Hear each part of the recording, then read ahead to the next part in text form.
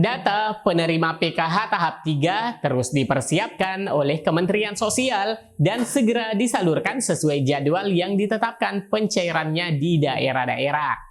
Sangat disayangkan, pada pencairan tahap ketiga tidak semua KPM yang berharap masih cair di tahap ketiga, namun pada aplikasi 6NG terjaring sebagai nama-nama KPM masuk dalam kelompok KPM yang ditidaklayakkan menerima bansos apapun oleh pemerintah di daerah kabupaten kota sesuai domisili para KPM. Dan ternyata ada 11 golongan di 6NG ditidaklayakkan sehingga menjadi penyebab KPM terjaring sebagai kelompok yang dicoret dari kepesertaan bansosnya termasuk PKH, BPNT, dan PBI. Simak info lengkapnya setelah intro singkat berikut ini.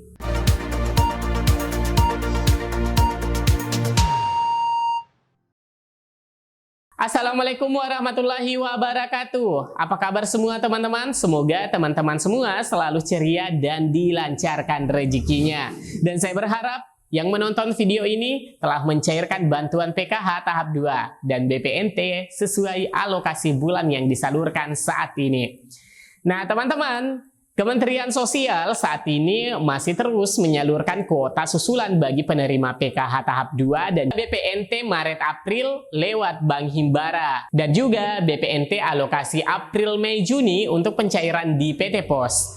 Alhamdulillah penyaluran berjalan lancar dan semoga cepat rampung sehingga memungkinkan pencairan tahap berikutnya dilaksanakan sesuai dengan jadwal tentunya. Nah kira-kira kapan jadwal pencairan PKH tahap 3? Simak informasinya hingga tuntas. Namun bagi teman-teman yang baru berkunjung atau baru menemukan channel Info Bansos, kiranya di-subscribe dulu dan aktifkan lonceng notifikasinya. Dan bagi yang setia menonton video dari channel Info Bansos, saya ucapkan terima kasih banyak atas dukungannya. Silahkan teman-teman share ke media sosial dan grup-grup teman-teman punya jika berita ini bermanfaat.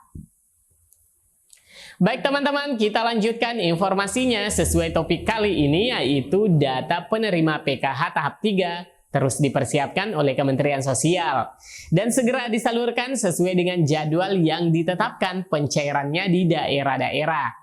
Namun sangat disayangkan pada pencairan tahap ketiga tidak semua KPM yang berharap masih cair di tahap ketiga. Namun pada aplikasi 6NG terjaring sebagai nama-nama KPM masuk dalam kelompok KPM yang ditidaklayakkan menerima bansos apapun oleh pemerintah di daerah kabupaten kota sesuai domisili para KPM. Dan ternyata ada 11 golongan di 6NG ditidaklayakkan sehingga menjadi penyebab KPM terjaring sebagai kelompok yang dicoret dari kepesertaan bansosnya termasuk itu PKH, BPNT, dan PBI. Perlu teman-teman ketahui bahwa aturan penerima bansos itu didasarkan dari data terpadu kesejahteraan sosial, di mana dalam aturan ini siapa saja warga yang dianggap layak akan diusulkan dan siapa saja dianggap tidak layak maka akan dicoret dari kepesertaan bansosnya. Nah, karena ini adalah aturan resmi dan harus dijalankan sesuai aturan penerima bansos yaitu dasar hukum DTKS berdasarkan Undang-Undang Nomor 13 Tahun 2011 dan Permensos Nomor 3 Tahun 2021, semua program bantuan dan pemberdayaan pemerintah dalam rangka penanganan fakir miskin harus berdasarkan data terpadu kesejahteraan sosial DTKS. Sedangkan DTKS berbasis data kependudukan. Pada dasarnya, pengusulan untuk masuk dalam DTKS maupun pengusulan menjadi keluarga penerima manfaat KPM yang merupakan program reguler Kementerian Sosial Republik Indonesia, baik itu sembako, PKH maupun PBI, itu merupakan kewenangan pemerintah daerah kabupaten kota bersama pemerintah lingkup terkecil yaitu di desa ataupun kelurahan. Artinya setiap lurah dapat mengusulkan warga yang tidak mampu dan membutuhkan di wilayahnya untuk masuk DTKS dan mengakses bantuan. Nah, apabila ada warga yang merasa kurang mampu dan membutuhkan akses bansos namun belum masuk dalam DTKS atau sudah ada dalam DTKS namun belum pernah diusulkan untuk mendapatkan bansos, itu dapat melaporkan diri melalui unsur pemerintah terkecil di wilayahnya, baik itu RT, RW, kepala dusun, lurah agar dapat diusulkan sebagai KPM bansos. Apabila pengusulan sudah dilakukan dari kelurahan, selanjutnya akan ada kunjungan rumah dalam rangka verifikasi kelayakan keluarga tersebut sesuai dengan kriteria yang telah ditentukan oleh Menteri Sosial Republik Indonesia. Selanjutnya, pengesahan akhir dilakukan setiap menjelang periode salur bansos dan merupakan kewenangan Menteri. Seseorang akan dinyatakan sah sebagai KPM apabila data-data usulan telah melalui proses validasi dan terverifikasi layak menjadi penerima bansos. Nah, teman-teman, apa saja alasannya sehingga KPM itu tidak layak di 6NG? Nah, di sini saya akan membacakan alasan-alasan sehingga KPM masuk dalam kelompok yang tercoret bansosnya karena hasil dari verifikasi ketidaklayakan oleh daerah. Yaitu yang pertama, sudah mampu. Golongan yang sudah mampu ini memang seharusnya tidak lagi menerima bantuan sosial atau bansos. Dan jika saja masyarakat sudah mapan, sebaiknya mundur untuk memberikan kesempatan bagi warga yang lain yang lebih layak untuk menerima bantuan sosial. Selanjutnya teman-teman, golongan yang kedua adalah PNS, TNI, Polri. Nah, ini sudah mutlak ya teman-teman, meskipun masih merasa serba kekurangan, namun apabila ternyata berstatus PNS, TNI, Polri, maka langsung tercoret dari penerima bansos, baik itu bansos PKH, BPNT maupun PBI dan juga bantuan seperti PIP bagi anak-anak PNS, TNI, dan Polri. Selanjutnya, golongan ketiga adalah keluarga PNS, TNI, Polri. Nah, untuk golongan ini meskipun penerimanya bukan sebagai PNS, TNI, Polri, namun terdaftar dalam satu kartu keluarga yang sama akan terjaring juga sebagai golongan tidak layak menerima bansos, baik PKH, BPNT, dan PBI. Lanjut, golongan keempat teman-teman, pensiunan PNS, TNI, Polri.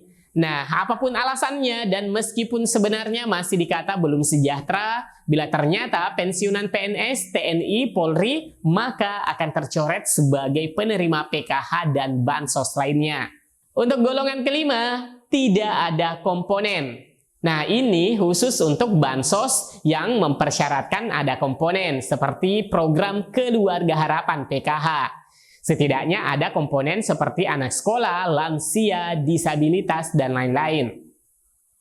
Golongan keenam adalah alamat tidak ditemukan. Nah, bagi penerima manfaat atau KPM yang tidak diketahui keberadaannya atau sudah pindah keluar wilayah ataupun menjadi pekerja migran di luar negeri, maka KPM seperti ini juga akan tercoret. Selanjutnya, golongan ketujuh, perangkat desa. Nah, untuk kelompok ini yang bekerja sebagai perangkat di kantor desa, bisa seperti kepala dusun, atau mungkin bendahara di kantor desa, atau mungkin ada jabatan di kantor pemerintah desa. Jadi, ini juga harus tercoret. Selanjutnya yang kedelapan, kelompok sudah menerima BLTDD. Nah, bagi KPM yang ada dalam golongan penerima BLT dana desa, atau sekarang ini disebut sebagai BLT kemiskinan ekstrim, maka harus dikeluarkan sebagai penerima bansos PKH dan BPNT. Selanjutnya yang kesembilan, kelompok menolak menerima bansos. Nah, mungkin kelompok ini punya alasan sehingga tidak mau menerima bansos lagi. Dan mungkin ada alasan-alasan lainnya sehingga KPM ini menolak bansos. Selanjutnya, golongan ke-10 adalah golongan bansos ganda suami istri beda kakak. Nah, kelompok ini ternyata terdeteksi suami istri adalah penerima bansos dan meskipun dalam kakak yang berbeda, maka salah satunya harus dicoret. Entah suaminya kah yang dicoret ataupun istrinya yang mesti dicoret. Oke teman-teman, selanjutnya golongan ke-11 adalah tidak layak bansos tapi layak PBI. Nah, ini bagi kelompok KPM yang mungkin alasannya sudah agak sejahtera dan tidak layak menerima PKH maupun BPNT, namun pemerintah setempat masih menyatakan bahwa warga tersebut masih layak bantuan PBI. Nah, untuk kelompok ini masih tetap menerima bantuan sosial PBI KIS yang dibayarkan iurannya oleh pemerintah ke BPJS. Jadi, DTKS itu diperbaharui setiap bulan yang diawali usulan dari daerah. lantas divalidasi oleh Ditjen Kependudukan dan Catatan Sipil Dukcapil Kemendagri terkait nomor induk kependudukan sebelum akhirnya ditetapkan sebagai data final DTKS. Dan selanjutnya akan di-SK-kan sebagai penerima bansos, entah itu PKH, BPNT, PBI, dan lain-lain. Nah, teman-teman, adapun jadwal PKH tahap ketiga jika mengacu pada jadwal reguler Kementerian Sosial, maka itu jatuhnya di bulan Juli, Agustus, dan September. Jadi bisa saja penyalurannya di awal Juli hingga bulan September. Begitu ya teman-teman.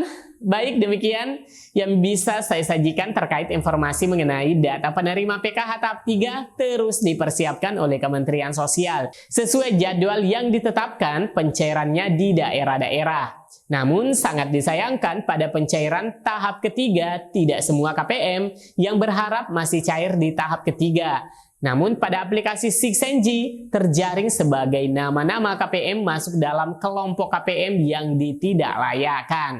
Semoga berita ini bermanfaat. Saya Amran, undur diri. Assalamualaikum warahmatullahi wabarakatuh.